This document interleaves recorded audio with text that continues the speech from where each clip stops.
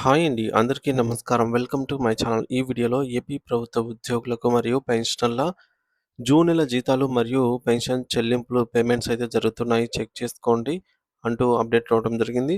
So, దీనికి సంబంధించిన పూర్తి వివరాలైతే ఈ వీడియోలో తెలుసుకుందాము. వీడియో అయితే ఎక్కడే గాని స్కిప్ చేయకుండా ఎండ్ వరకు చూసేయండి. అప్పుడే ఇన్ఫర్మేషన్ పూర్తిగా అర్థమవుతుంది. అలాగే వీడియో చూస్తున్న ప్రతి ఒక్కరూ లైక్ చేయండి ఫ్రెండ్స్. ఈ వీడియోని తోటి ఉద్యోగ, పెన్షనర్ మిత్రులతో అయితే షేర్ చేయండి. కొత్తగా మన ఛానల్ చూస్తున్నవారు ఇంకా ఎవరైనా సబ్స్క్రైబ్ చేసుకోకపోతే వెంటనే మన ఛానల్‌ని సబ్స్క్రైబ్ చేసుకోండి. సబ్స్క్రైబ్ చేసుకోవటం వల్ల నేను చేసే ప్రతి ఒక్క వీడియో మీ వరకు రీచ్ అవుతుంది. ఇక ఆలస్యం చేయకుండా వివరాల్లోకైతే వెళ్ళిపోదాము. ఫ్రెండ్స్, ఇక విషయానికొచ్చినట్టయితే ఆంధ్రప్రదేశ్ రాష్ట్ర వ్యాప్తంగా ఉన్నటువంటి ప్రభుత్వ ఉద్యోగులు మరియు పెన్షనర్లకు సంబంధించి పెండింగ్ బిల్లుల చెల్లింపుల ప్రక్రియ ప్రస్తుతం ముమ్మరంగా అయితే కొనసాగుతోంది. రాష్ట్ర ప్రభుత్వం పెండింగ్‌లో ఉన్నటువంటి వివిధ రకాల ఆర్థిక ప్రయోజనాలను విడుదల చేయడం ప్రారంభించింది. ఇది ఎంతో కాలంగా ఎదురుచూస్తున్న వారికి ఊరటనిచ్చే అంశము.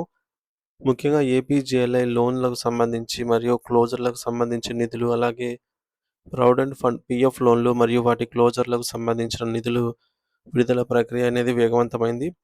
ఎవరైతే జూన్ 30వ తేదీలోపు తమ దరఖాస్తులను సీఎఫ్ఎంఎస్ పోర్టల్ ద్వారా విజయవంతంగా అప్‌లోడ్ చేసి అన్ని ప్రక్రియలను పూర్తి చేసుకున్నారో వారికి ప్రస్తుతం ప్రాధాన్యత క్రమంలో చెల్లింపులు జరుగుతున్నాయి.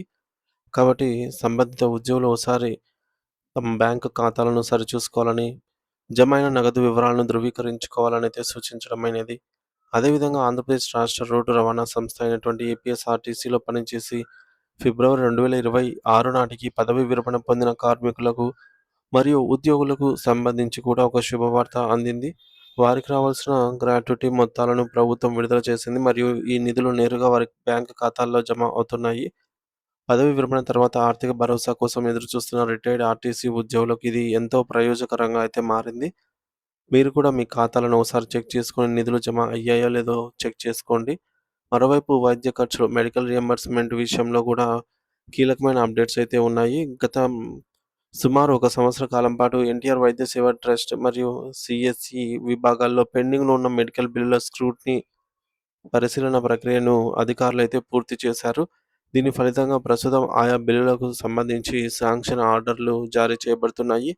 కేవలం కేంద్ర ప్రభుత్వ ఆసుపత్రులే కాకుండా ప్రైవేట్ హాస్పిటల్స్‌లలో చికిత్స పొంది ఆ బిల్లులను సీఎఫ్ఎంఎస్ కోసం ఆమోదం పంపిన వారికి కూడా ఇప్పుడు సానుకూల ఫలితాలైతే వస్తూ ఉన్నాయి. ఆ బిల్లులకు కూడా ప్రస్తుతం శాంక్షన్ ఆర్డర్‌లయితే వస్తూ ఉన్నాయి. కాబట్టి దరఖాస్తుదారులు తమ బిల్ ఐడీని ఉపయోగించి ఆన్‌లైన్ లింక్ ద్వారా తమ బిల్ స్టేటస్‌ను ఎప్పటికప్పుడు తనిఖీ చేసుకోవచ్చు. ఈ ప్రక్రియకు సంబంధించి ప్రొసీడింగ్స్ కాపీల కోసం లేదా మరిన్ని వివరాల కోసం మీ సంబంధిత drawing and disbursing officer DDO గారిని సంప్రదించి అవసరమైన సమాచారాన్ని అయితే సేకరించవచ్చు. అయితే పెన్షనర్ల విషయంలో ఒక తీవ్రమైన సమస్య ప్రస్తుతం చర్చనీయాంశంగా అయితే మారింది. మెడికల్ రియంబర్స్‌మెంట్ సౌకర్యాన్ని పెన్షనర్లకు వర్తింపజేస్తూ ప్రభుత్వం గతంలో ఇచ్చిన జీవో కాలపరిమితి మార్చి 31, 2026తో ముగిసిపోయింది. గడువు ముగిసి సుమారు 3 నెలలు గడుస్తున్నప్పటికీ ప్రభుత్వం ఇంతవరకు ఆ జీవోను పొడిగిస్తూ కొత్త ఎక్స్‌టెన్షన్ జీవోను ఇంకా ఇంతవరకు విడుదల చేయలేదు. దీనివల్ల రాష్ట్ర వ్యాప్తంగా ఉన్న పెన్షనర్లు తీవ్ర ఇబ్బందులు ఎదుర్కొంటూ ఉన్నారు. సాధారణంగా ఆసుపత్రి నుంచి డిశ్చార్జ్ అయిన తేదీ నుంచి 6 నెలలలోపు మెడికల్ బిల్లులను సబ్మిట్ చేయడానికి అవకాశం ఉంటుంది. కానీ ఈ ఎక్స్‌టెన్షన్ జీవో లేకపోవడం వల్ల పెన్షనర్లు తమ బిల్లులను ఆన్‌లైన్‌లో సబ్మిట్ చేయలేకపోతున్నారు. ఒకవేళ ఎవరైనా సబ్మిట్ చేసినా జీవో లేదు అనే కారణంతో అధికారులు వాటిపై రిమార్క్స్ పెట్టి వెనక్కి పంపుతున్నారు. ఈ యొక్క అనిశ్చితి వల్ల పెన్షనర్లు ఆందోళన చెందుతున్నారు మరియు వెంటనే ఎక్స్‌టెన్షన్ జీవో విడుదల చేయాలని ప్రభుత్వాన్నయితే కోరుతూ ఉన్నారు. మరో బాధాకరమైన విషయం ఏమిటంటే సీఎఫ్ఎంఎస్‌లో ఇప్పటికే సబ్మిట్ చేసిన మెడికల్ బిల్లులు కూడా గత 6 నెలలుగా నిధులు విడుదల కావటం లేదు. 2025 డిసెంబర్ నెలలో చివరిసారిగా మెడికల్ బిల్లుల చెల్లింపులైతే జరిగాయి. ఆ తర్వాత ఇప్పటివరకు రూపాయి కూడా జమ కాలేదు.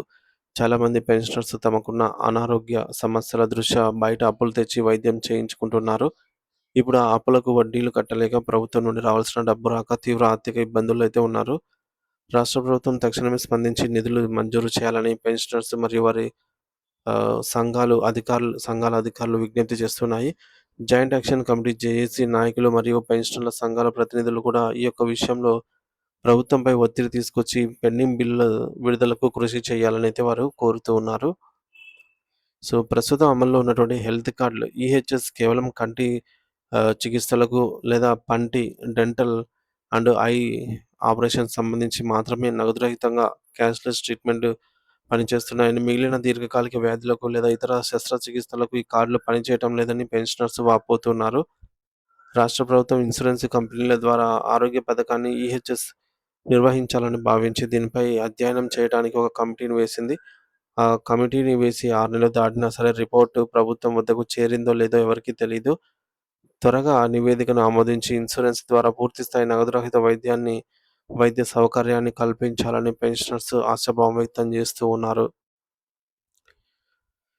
సో ఫ్రెండ్స్, ఇక జీతాలు, పెన్షన్ల విషయానికొస్తే ఈరోజు ఉదయం నుంచే జీతాలు మరియు పెన్షన్స్ అయితే వారి ఖాతాలలో జమ కానున్నాయన్నమాట. సో ఇది ఇప్పటివరకున్న తాజా సమాచారము. వీడియో నచ్చినట్టయితే తప్పకుండా లైక్ చేయండి, షేర్ చేయండి. ఇలాంటి ఇన్ఫర్మేటివ్ వీడియోస్ కోసం మన ఛానల్ తప్పకుండా సబ్స్క్రైబ్ చేసుకోండి. Thank you for watching this video.